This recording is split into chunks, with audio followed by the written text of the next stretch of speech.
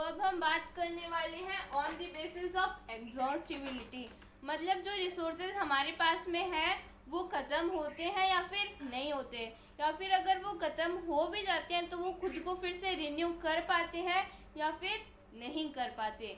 तो on the basis of exhaustibility resources are divided into two type. Exhaustibility के basis पे जो resources हैं उनको टू कैटेगरीज के अंदर क्लासीफाई किया हुआ है।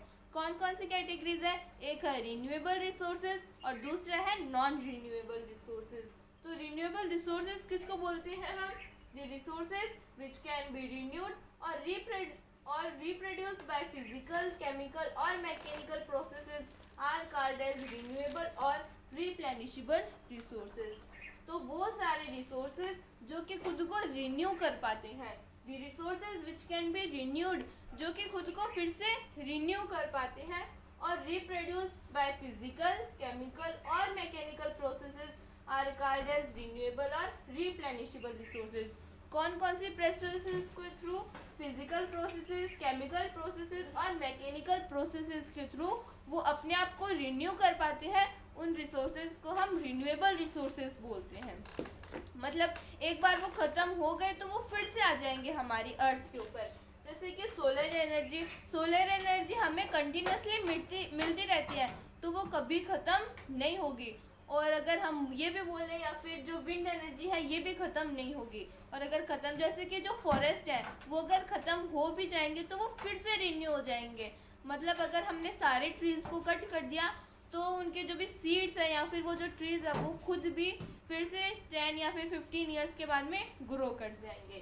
तो रिन्यूएबल रिसोर्सेज जो कि खुद को रिन्यू कर पाते हैं by chemical, by mechanical processes के थ्रू। और नॉन रिन्यूएबल रिसोर्सेज कौन से होंगे? जो खुद को रिन्यू नहीं कर पाएंगे। These resources take millions of years in their formation. ऐसे रिसोर्सेज को जो कि मतलब अगर उनको बनने में मिलियंस ऑफ ईयर्स लगते हैं, उनको बहुत ज़्यादा समय लग जाता है बनने में। जैसे कि जो कोल है वो एक बार अगर ख़त्म हो गया तो उसको फिर से बनने में थाउजेंड्स, लैक्स ईयर्स लग जाएंगे। Some of the resources like metals are recyclable and some like fossil fuels cannot be recycled and get exhausted with their use। कुछ जो रिसोर्सेज हैं जैसे कि जो मेटल्स हैं उनको हम फिर से रिसाइकल कर सकते हैं। रिसाइकल का मतलब क्या हुआ? अगर एक बार हमने उनको यूज़ कर लिया तो हम उनको फिर से यूज़ कर सकते हैं। एक बार अगर हमने उसका यूज़ कर लिया तो उसको हम इंडस्ट्री के अंदर फिर से रिसाइकल कर लेंगे, उसका कोई दूसरा मटेरियल बना लेंगे। And some like fossil fuels, और जैसे कि कुछ फॉसिल फ्यूल्स हैं। फॉसिल फ्यूल कौन कौन से? जो कोल है, जो पेट्रोलियम है, can not be recycle and get exhausted with their use. जो भी कोल है, जो भी पेट्रोलियम है, उनको हम फिर से रिसाइकल नहीं कर सकते। जैसे कि अगर आपने पेट्रोलियम से अपनी कार जो है वो चलाई तो क्या आप उस धुआं से फिर से पेट्रोलियम बना सकते हो? तो हम वो नहीं बना सकते। तो ये कौन से रिसोर्सेज हो गए? Non renewable resources. And get exhausted with their use, अगर हम उनका यूज़ करेंगे तो वो ख़त्म हो जाएंगे। एग्जाम्पल क्या है? कोल, पेट्रोलियम एक्सेट्रा। तो ये हमने देखा कि on the basis of exhaustibility, इसके बेसिस पे रिसोर्सेज के टू टाइप्स होते हैं, रिन्यूएबल और नॉन रिन्यूएबल। रिन्यूएबल वो रिसोर्सेज होते हैं जो कि खुद को रिन्यू कर पाते हैं bye physical, chemical and mechanical processes. Example इसका हमने क्या देखा? सोलर एनर्जी और विंड एनर्जी। और फिर दूसरा क्या होता है? नॉन रिन्यूएबल रिसोर्सेज जो कि खुद को रिन्यू नहीं कर पाते। लेकिन कुछ रिसोर्सेज ऐसे होते हैं जिनको हम रिसाइकल कर सकते हैं, लेकिन जो फॉसिल फ्यूल्स है वो खुद को रिसाइकल भी नहीं कर पाते और वो जो है वो ख़त्म भी हो जाते हैं अगर हम उनका ज़्यादा यूज़ करेंगे तो। और अगर वो ख़त्म हो जाएंगे तो उनको फिर से बनने में मिलियंस ऑफ ईयर्स लगेंगे। एग्जाम्पल हमने क्या देखा? कोल एंड पेट्रोलियम। तो हमने देख लिया on the basis of origin, on the basis of exhaustibility. अब हम बात करने वाले हैं on the basis of ownership के बारे में। अब हम बात करेंगे on the basis of ownership. तो यहाँ पे ओनरशिप कर लेना। ओनरशिप के बेसिस पे मतलब उसका ओनर कौन है। तो ओनरशिप के बेसिस पे जो रिसोर्सेज है उनको हमने 4 कैटेगरीज के अंदर क्लासीफाई किया है। कौन कौन सी कैटेगरीज है वो? Individual resource, community owned resource, national resource और इंटरनेशनल रिसोर्स। तो इनके बारे में अब हम डिस्कस करेंगे। पहले हम बात करने वाले हैं इंडिविजुअल रिसोर्सेज के अंदर।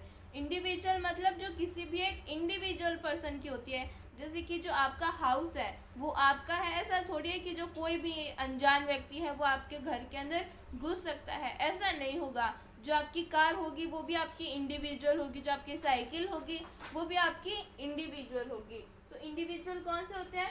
Owned privately by individual. ऐसे रिसोर्सेज जिनको कोई एक इंडिविजुअल जो है वो प्राइवेटली ओन करता है, वो उनकी एक प्राइवेट प्रॉपर्टी होती है। जैसे कि जो प्लॉट है, जो हाउस है, और जो हमारी दूसरी प्रॉपर्टीज होती है वो इंडिविजुअल रिसोर्स होती है। फिर community owned resource, these are accessible to all the members of the community. किसी भी एक कम्युनिटी के अंदर जितने भी पर्सन्स रहते हैं वो उस रिसोर्स का यूज़ कर सकते हैं। जैसे कि जो पार्क है उसका बहुत सारे जो पर्सन्स है वो यूज़ करते हैं। ऐसा थोड़ी है कि जो उसका ओनर है वो बोलेगा कि इस पार्क के अंदर मैं ही झूलूंगा, मैं ही इसके अंदर मॉर्निंग वॉक करूंगा, ऐसा नहीं होता है। जो पार्क होता है वो सभी पूरी कम्युनिटी यूज़ करती है। जो भी बरियल ग्राउंड होता है, जो भी कब्रिस्तान होता है, उसको भी एक किसी भी एक सोसाइटी के सभी पर्सन यूज़ करते हैं। जो पिकनिक स्पॉट है वहाँ पे भी पूरी एक सोसाइटी के जितने भी पर्सन्स हैं वो घूमने के लिए जाते हैं, बाहर से भी कुछ पर्सन्स आते हैं। पब्लिक पार्क, ये सारी चीज़ें। तो इंडिविजुअल जो किसी की एक इंडिविजुअल प्रॉपर्टी होती है जो कि उसकी प्राइवेट होती है, और कम्युनिटी ऑन कौन से होते हैं? जो कि किसी एक कम्युनिटी के होते हैं। मतलब वो ऐसे रिसोर्सेज होंगे जिनको कोई एक अकेला पर्सन यूज़ नहीं करेगा, उसको पूरी एक सोसाइटी, पूरा एक कम्युनिटी यूज़ करेगी। अब हम बात करने वाले हैं नेशनल रिसोर्सेज और इंटरनेशनल रिसोर्सेज के बारे में। अब हम बात करने वाले हैं नेशनल रिसोर्सेज और इंटरनेशनल रिसोर्सेज के बारे में। तो नेशनल रिसोर्सेज किनको बोलते हैं? Resources coming under the territory of country are called national resources. तो वो रिसोर्सेज जो कंट्री के टेरिटरी के अंदर आते हैं। अगर हम देखा जाए तो जितने भी रिसोर्सेज है, जो हमने कम्युनिटी रिसोर्स पढ़ा, जो हमने इंडिविजुअल रिसोर्स पढ़ा, वो नेशनल रिसोर्सेज के अंदर ही आते हैं।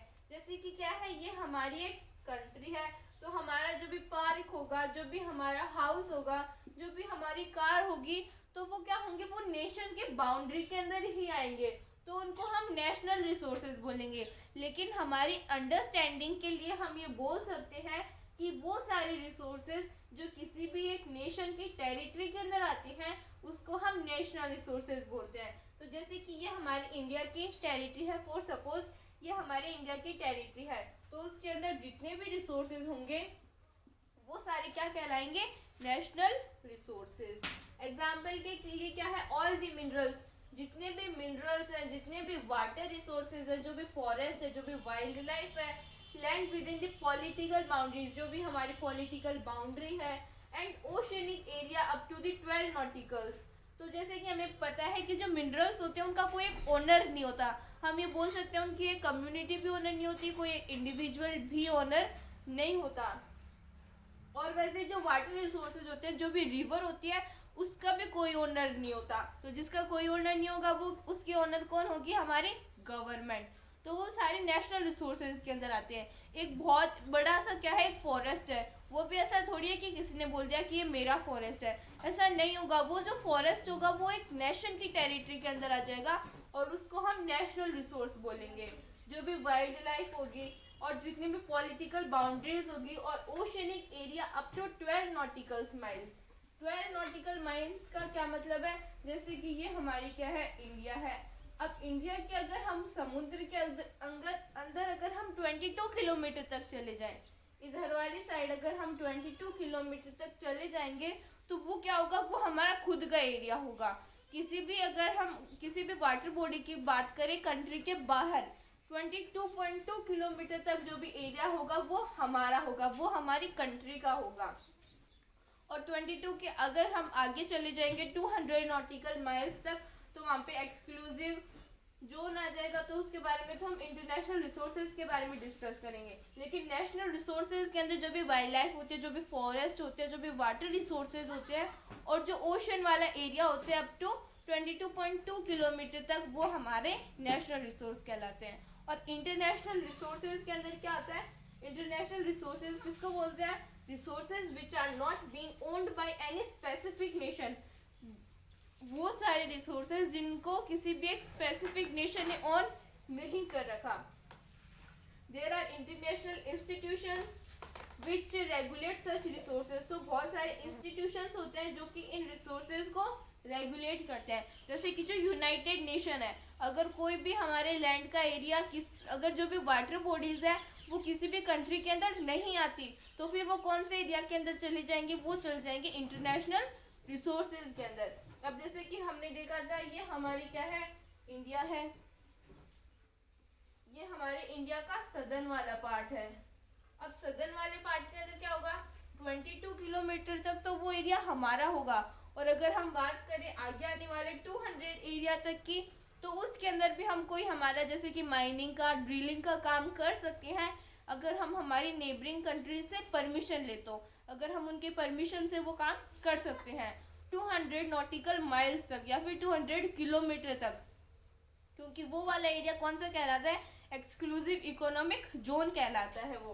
तो 200 किलोमीटर तक आगे हम हमारी जो भी नेबरिंग कंट्रीज हैं उनसे परमिशन लेकर के काम कर सकते हैं।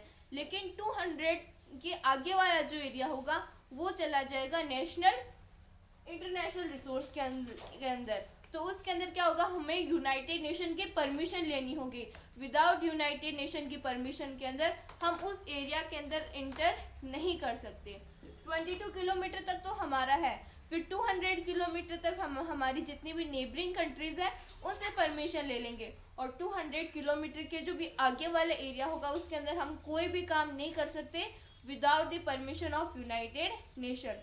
तो ये कहलाएंगे हमारे इंटरनेशनल रिसोर्सेज। तो हमने on the basis of ownership के अंदर देखा individual resource, community resource, national resource और इंटरनेशनल रिसोर्स।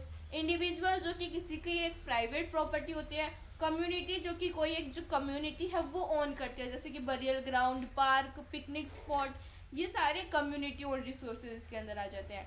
फिर आती है हमारी नेशनल रिसोर्स। अगर हम बात करें टेक्निकली तो जितने भी रिसोर्सेज होते हैं वो किसी एक नेशन के अंदर आते हैं।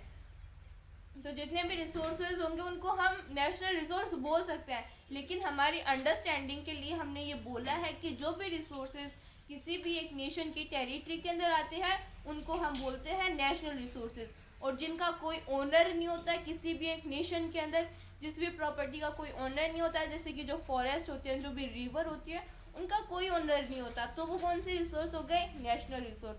और नेशनल रिसोर्सेज के अंदर जो भी हमारा ओशन वाला पार्ट है उसके अंदर 22.2 किलोमीटर तक हमारा ही होगा वो। और 200 तक चले जाए हम तो वो एक्सक्लूसिव इकोनॉमिक जोन होगा। उसके अंदर हम हमारी नेबरिंग कंट्री से परमिशन लेकर के ड्रिलिंग, फिशिंग का ये सारा काम कर सकते हैं। लेकिन अगर हम 200 से भी बाहर चले जाएं तो वहाँ पे हमें यूनाइटेड नेशन की परमिशन लेनी पड़ेगी। Without the permission of United nation हम कुछ भी नहीं कर सकते। तो ये हमने देखा on the basis of ownership. अब हमारा जो लास्ट बेसिस है वो है on the basis of status of development. उसके बारे में अब हम डिस्कस करेंगे। अब हम बात करने वाले हैं on the basis of status of development. तो स्टेटस ऑफ डेवलपमेंट के बेसिस पे रिसोर्सेज को 4 कैटेगरीज के अंदर क्लासिफाई किया गया है। कौन कौन सी कैटेगरीज है, पोटेंशियल, डेवलप्ड, स्टॉक और रिजर्व। तो पोटेंशियल किसको बोलते हैं हम, resources which are found in a region but have not been utilised. मतलब ऐसे रिसोर्सेज जो हमारे नेचर के अंदर प्रेजेंट तो है लेकिन हम उसका पूरी तरह से यूज़ नहीं कर पा रहे हैं। जैसे कि जो सोलर एनर्जी है वो हमारे नेचर के अंदर प्रेजेंट है, वो हमें कंटिन्यूसली मिलती भी जा रही है लेकिन हम उसका पूरी तरह से यूज़ नहीं कर पाते हैं। सोलर एनर्जी के अंदर ये पोटेंशियल है कि वो हमें और एनर्जी दे सकती है लेकिन हम उसका पूरी तरह से यूज़ नहीं कर पा रहे, तो वो क्या हो गए, वो पोटेंशियल हो गए। फिर डेवलप्ड रिसोर्सेज। डेवलप्ड रिसोर्सेज किसको बोलते हैं, resources which are surveyed and their quantity and have been determined for utilization. The development of resources depends on technology and levels of their feasibility.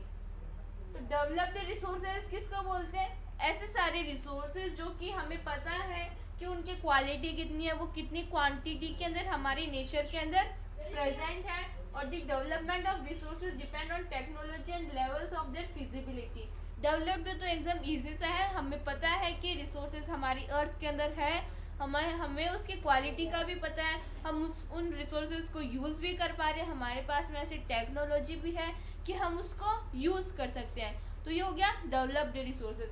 Potential resources किसको बोलते हैं हम? Potential resources हम उनको बोलते हैं जो हमारे नेचर के अंदर प्रेजेंट है, लेकिन हम उनका पूरी तरह से यूज़ नहीं कर पा रहे। उन रिसोर्सेज के अंदर ये पोटेंशियल है कि वो हमें और ज़्यादा चीज़ें दे सकते हैं, लेकिन हम उसका यूज़ नहीं कर पा रहे। डेवलप्ड के अंदर हमें क्वालिटी क्वांटिटी सब कुछ पता है, हमारे पास में टेक्नोलॉजी भी है और हम उसका यूज़ भी कर रहे हैं। और स्टॉक किसको बोलेंगे? Resources in the environment which have the potential to satisfy human needs but human beings do not have the appropriate technology to access these are stock. मतलब स्टॉक हम किसको बोलते हैं? ऐसे सारे रिसोर्सेज जो हमारे नेचर के अंदर प्रेजेंट है, लेकिन हमारे पास में ऐसी टेक्नोलॉजी नहीं है कि हम उन रिसोर्सेज का अच्छी तरीके से यूज़ कर सकें। जैसे कि हमारे नेचर के अंदर H2O प्रेजेंट है, तो H2O हमारे नेचर के अंदर प्रेजेंट तो है, लेकिन हमारे पास में ऐसी टेक्नोलॉजी नहीं है कि हम हाइड्रोजन को और ऑक्सीजन को अलग कर सकें, क्योंकि अगर ऑक्सीजन हमारे पास में होती तो हम उसको अच्छी तरह से इनहेल कर सकते थे। तो स्टॉक वो सारी चीज़ें होती है जो हमारे इन्वायरमेंट के अंदर प्रेजेंट होती है, लेकिन हमारे पास में ऐसी टेक्नोलॉजी नहीं होती कि हम उन रिसोर्सेज का यूज़ कर सके। तो हमने पोटेंशियल, डेवलप्ड और स्टॉक देख लिया। अब हम बात करने वाले हैं रिजर्व रिसोर्सेज के बारे में। अब हम बात करने वाले हैं रिजर्व के बारे में। तो रिजर्व हम किसको बोलते हैं? Reserve is the subset of stack. जो रिजर्व है वो स्टैक का ही एक सबसेट होता है, which can be put into use with the help of existing technical know-how, but their use has not been used। मतलब इसका रिजर्व का मतलब क्या होता है? इसका मतलब होता है कि ये जो रिजर्व है वो एक स्टैक का ही सबसेट है। रिजर्व के बारे में हमारे पास में टेक्नोलॉजी है, हम इसका यूज़ नहीं करना चाहते हैं। हम ये सोचते हैं कि अभी तो हमारे पास में ये सारी चीज़ें हैं, लेकिन हम इसका फ्यूचर के अंदर यूज़ करेंगे। जैसे कि जो रिवर वाटर है उसका हम अभी यूज़ नहीं कर रहे हैं, उसको हम स्टोर कर रहे हैं, डैम्स बना रहे हैं ताकि हम उसका फ्यूचर के अंदर यूज़ कर सकें इरिगेशन के लिए, या फिर जो इलेक्ट्रिसिटी है उसको जनरेट करने के लिए। तो जो रिजर्व है उसका हम अभी यूज़ नहीं करना चाहते, हम ये चाहते हैं कि हम इसका फ्यूचर के अंदर यूज़ करेंगे। तो on the basis of status of development जो रिसोर्सेज है उनको 4 कैटेगरीज के अंदर डिवाइड किया है: पोटेंशियल रिसोर्सेज, डेवलप्ड रिसोर्सेज और स्टैक रिसोर्सेज और रिजर्व रिसोर्सेज। यहाँ पे स्टैक नहीं होगा, यहाँ पे स्टॉक होगा। फिर क्या है पोटेंशियल के अंदर? हमने देखा कि पोटेंशियल हम किसको बोलते हैं? जिसके पास में पोटेंशियल वो रिसोर्सेज होते हैं जो कि हमारे निकालने के लिए हमारे पास में टेक्नोलॉजी है, हम उसका यूज़ भी कर रहे हैं, लेकिन हम उसका पूरी तरह से यूज़ नहीं कर पा रहे। जैसे कि जो सोलर एनर्जी है हम उसका यूज़ कर सकते हैं, अगर हम सोलर प्लेट लगाएं तो हमारी इच्छा भी है कि हम सोलर प्लेट का यूज़ कर सकें, लेकिन हम उसका पूरी तरह से यूज़ नहीं कर पाते हैं। फिर डेवलप्ड के अंदर क्या है? हमारे पास में टेक्नोलॉजी भी है, हम उसका यूज़ भी करना चाहते हैं और हम उसको यूज़ भी कर रहे हैं। फिर स्टॉक के अंदर क्या आ जाएगा? वो सारे रिसोर्सेज जो कि हमारे एटमॉस्फेयर के अंदर अवेलेबल है, हमारे पास में ऐसी टेक्नोलॉजी नहीं है कि हम उसका यूज़ कर सकें। हम करना तो चाहते हैं रिसोर्सेज का यूज़, लेकिन हमारे पास में ऐसी टेक्नोलॉजी नहीं है कि हम उसका यूज़ कर सकें।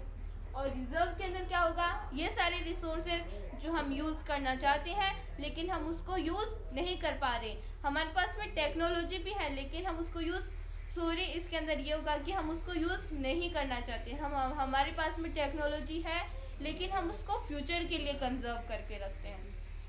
तो रिजर्व के अंदर जैसे कि हमने एग्जांपल देखा रिवर वाटर का। स्टॉक के अंदर क्या एग्जांपल हो सकता है? तो जैसे कि हमने देखा था कि H2O से हम ये चाहते हैं कि हाइड्रोजन और ऑक्सीजन अलग हो जाए, लेकिन ये हो नहीं पा रहा क्योंकि हमारे पास में ऐसी टेक्नोलॉजी नहीं है। लैब के अंदर तो हो सकता है, लेकिन हमने रिसोर्सेज की डेफिनेशन के अंदर ये देखा था कि वो इकोनॉमिकली फीजिबल होना चाहिए। ज़रूरी थोड़ी है कि हर एक इंसान के पास में लैब हो। फिर हमने देखा था कि फिर डेवलप्ड का एग्जांपल हो सकता है पेट्रोलियम, और हमने देखा था पोटेंशियल का हमने एग्जांपल देखा था सोलर एनर्जी। तो हमने जो भी रिसोर्सेज है, हमारे वाला जो टॉपिक है ऑन द बेसिस रिसोर्सेज का क्लासिफिकेशन ये कंप्लीट होता है। इसके अंदर हमने 4 बेसिस देखे थे, on the basis of origin, on the basis of exhaustibility, on the basis of ownership और on the basis of status of development. तो आई होप ये सारी चीज़ आपको समझ में आ गई होगी। If anybody have any type of doubt, any type of query, then please ask me in the comments. Thank you so much. Hello my dear friends, तो आज हम बात करेंगे क्लास 10th जियोग्राफी का चैप्टर नंबर 1, जिसका name है resources and development.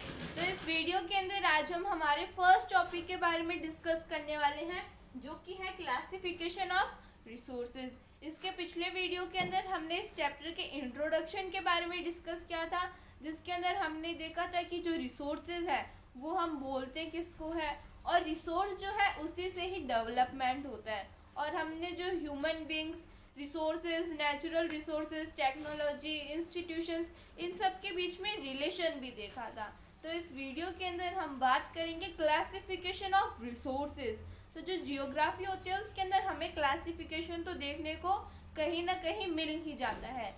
तो classification का मतलब क्या होता है? मतलब हम किसी भी चीज़ को क्लासिफाई कर देते हैं। जैसे कि आपकी क्लास के अंदर क्या है, बहुत सारे स्टूडेंट्स हैं, तो उनको हम जैसे कि उनको हमने हाइट के बेसिस पे क्लासिफाई कर दिया, तो अलग अलग कैटेगरी बन जाएगी। किसी की कितनी हाइट होगी, किसी की ज़्यादा हाइट होगी, किसी की कम हाइट होगी। और दूसरा हम मान लेते हैं कि दूसरे बेसिस पे हमने, जैसे कि क्विज कंपटीशन के बेसिस पे हमने, या फिर जीके कंपटीशन के बेसिस पे हमने उनको क्लासिफाई कर दिया। तो कुछ लोग जो होंगे वो जीके के अंदर ज़्यादा ही अच्छे होंगे, कुछ जो होंगे उनको जीके का उतना नॉलेज नहीं होगा। तो अगर हम बात करें बेसिस की, तो जब अलग अलग बेसिस होंगे तो अलग अलग हमारे पास में टाइप्स निकल के आएंगे।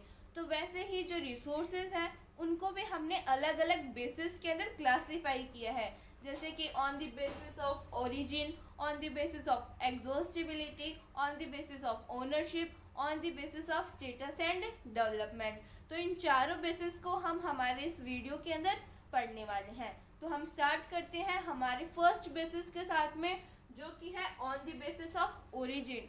ओरिजिन का मतलब क्या है? मतलब होता है कि जो हमारे पास में रिसोर्स अवेलेबल है वो ओरिजिनेट कहाँ से हुआ है, मतलब वो उसका जन्म कहाँ से हुआ है, उसकी उत्पत्ति कहाँ से हुई है। तो ओरिजिन के बेसिस पे रिसोर्सेज को 2 कैटेगरीज के अंदर क्लासिफाई किया हुआ है। एक है बायोटिक और दूसरा है एबायोटिक। बायोटिक का मतलब क्या होता है? These are obtained from biosphere and have life.